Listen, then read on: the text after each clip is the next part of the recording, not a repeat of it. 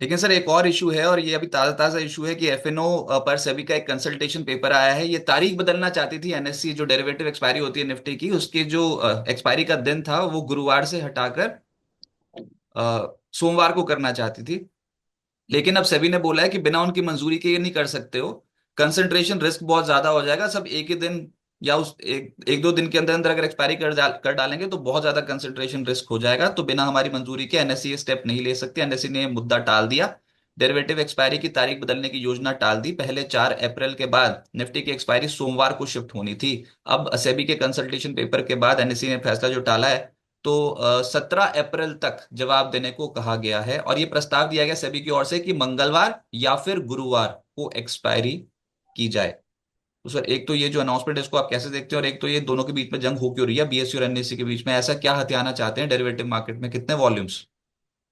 नहीं, मेरे ख्याल से देखो, अभी तो मैटर कंसल्टेशन पेपर में बताया कि 17 अप्रैल तक ये डिसाइड करेंगे।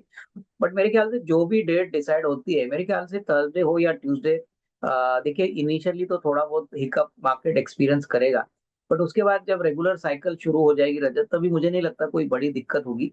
बट हाँ, एक बात तो क्लियर है कि दोनों एक्सचेंजेस चाहते हैं कि ज्यादातर डेरिवेटिव वॉल्यूम उनके एक्सचेंज पे हो। और शायद यही कारण है कि ये थोड़े चेंजेस अनाउंस कर रहे हैं। मुझे नहीं लगता है कि इससे कोई दूसरा कारण है।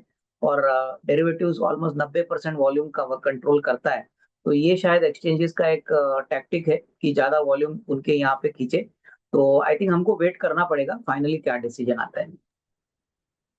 इसी बीच में वो जो बॉम्बे स्टॉक एक्सचेंज का स्टॉक है ना, वो तो कह रहे हैं उनकी मैनेजमेंट डिस्कशन करेगी 30 मार्च को। ये तब तो छुट्टी होगी, तो उनकी बोर्ड बैठक होनी है कि वो बोनस शेयर्स के ऊपर अनाउंसमेंट करने जा रहे हैं। तो सर अभी बॉम्बे स्टॉक एक्सचेंज के स्टॉक्स पे क्या करें, या फिर ये जो मार्केट इंटरमीडिएटरीज है इनके स्टॉक पे क्या करें? नहीं, देखिए लंबी अवधि के लिए तो जो भी मार्केट इंटरमीडिएटरीज है, जैसे एक्सचेंजेस है, डिपॉजिटरीज है, म्यूचुअल फंड की कंपनियां है, डेफिनेटली लॉन्गर टर्म में वैल्यू अच्छी बन सकती है।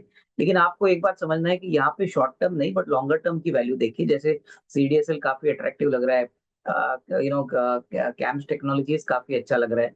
अगर आप मेरे ख्याल से म्यूचुअल फंड की बात करें तो काफी ऐसी बड़ी म्यूचुअल फंड की कंपनियां जैसे निप्पॉन लाइफ है।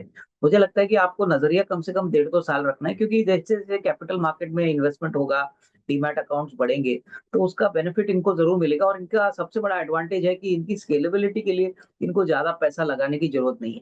ये एग्जिस्टिंग रिसोर्सेज से अपने बिजनेस को और ज्यादा बढ़ा सकते हैं। तो डेफिनेटली इसमें थोड़ा निवेश बनता है, बट नजरिया थोड़ा सा मीडियम टू लॉन्ग टर्म रखें।